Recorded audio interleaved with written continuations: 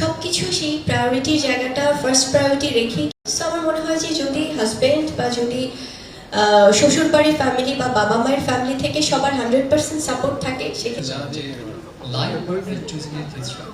একটা ছেলের মধ্যে যদি এই জিনিসটা থাকে বাবা কেটে পড়ো ওইদিকে যাওয়ারই দরকার নেই।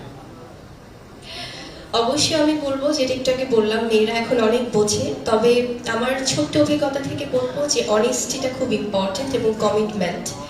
যদি বিয়ের আগে অবশ্যই সেটা অ্যারেঞ্জ ম্যারেজ হোক বা সেটা পছন্দ করে কোনো ম্যারেজ হোক, সব কিছুর ক্ষেত্রেই যে কমিটমেন্টটা করবে লাইফ পার্টনার সেটা যেন একদম জীবনের শেষ অবধি রাখে, সেই অনুরোধটা আমার থাকবে সব ভালোবাসার মানুষদের প্রতি। কারণ একটা মেয়ে কিন্তু সব কিছু ছেড়ে সেই মানুষটাকে বিশ্বাস করেই কিন্তু তার জীবনটা স্টার্ট করে, নতুন একটা জীবন। সে তার বাবা মা ভাই বোন সবাইকে ছেড়ে সে আরেকটা নতুন বাড়িতে ওঠে। সো শুধুমাত্র তার হাজব্যান্ডকে বিশ্বাস করে, সো বিশ্বাসটা রাখাটা খুব জরুরি। এবং এটা তো ভাইস ভার্সা, সেই পুরুষটার ক্ষেত্রেও সেম। তারাও মেয়েদের কাছ থেকে হয়তো এক্সপেক্ট করে, কিন্তু আমার মনে হয় 100%-এর মধ্যে 99% মেয়েরাই কিন্তু রাখে। সো ছেলেদেরও খুব দরকার যে সেই ভালোবাসা, সেই কমিটমেন্ট, সেই লাভ, সেই রোম্যান্সটা সবসময় রাখার। মানে বিয়ে হয়ে গিয়েছে বলেই যে সব শেষ তা না, সেই ভালোবাসাটা যদি সবসময় থাকে আমার মনে হয় যে জীবনটা খুব সুন্দর হয়। কারণ জীবনে মানুষের লাইফ পার্টনার কিন্তু মানুষ একবারই চুজ করে, একবারই বিশ্বাস করে। আর অনেক সময় অনেক ক্ষেত্রে আমরা দেখি অনেক ডিফারেন্ট কেসেস, অনেকের লাইফে অনেক ধরনের আপস অ্যান্ড ডাউনস হয়, অনেক প্রবলেম আসে, কিন্তু তার বাইরেও কিন্তু জীবন সুন্দর। সো সমস্যা বলেই যে জীবনের শেষ তা না, সমস্যা থেকেই কিন্তু আবার সমাধান শুরু। সো প্রত্যেকটা মানুষকে আমি বলবো যে আস্থাটা খুব ইম্পর্টেন্ট, সম্মানটা খুব ইম্পর্টেন্ট। আপনি আপনার লাইফ পার্টনারকে সম্মান করলে জীবনে কখনোই ঠকবেন না।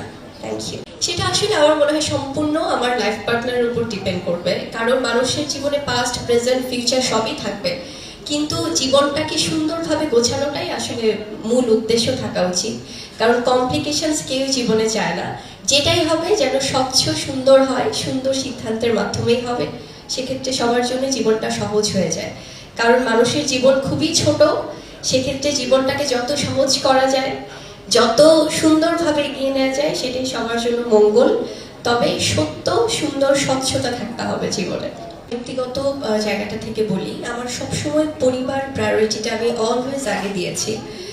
আমার পরিবার, সন্তান, আমার সংসার এবং আমার ফ্যামিলি, সেটা দুই পরিবার, আমার বাবা মার দিক থেকে হোক বা আমার শ্বশুর শাশুড়ির দিক থেকে হোক, আমার সন্তান হোক, সব কিছু সেই প্রায়োরিটির জায়গাটা ফার্স্ট প্রায়োরিটি রেখেই কিন্তু আমি আমার চলচ্চিত্র যে পরিবার বা আমার মিডিয়ার যে পরিবার, সেই পরিবারগুলোকে আমি সবসময় সুন্দর রাখার চেষ্টা করি। সো আমার মনে হয় যে যদি হাজব্যান্ড বা যদি শ্বশুর বাড়ির ফ্যামিলি বা বাবা মায়ের ফ্যামিলি থেকে সবার 100% সাপোর্ট থাকে, সেক্ষেত্রে যে কোনো মেয়ের জন্যই বাইরে কাজ করাটা খুব সহজ হয়ে যায়। Thank you so much. Thank you so much.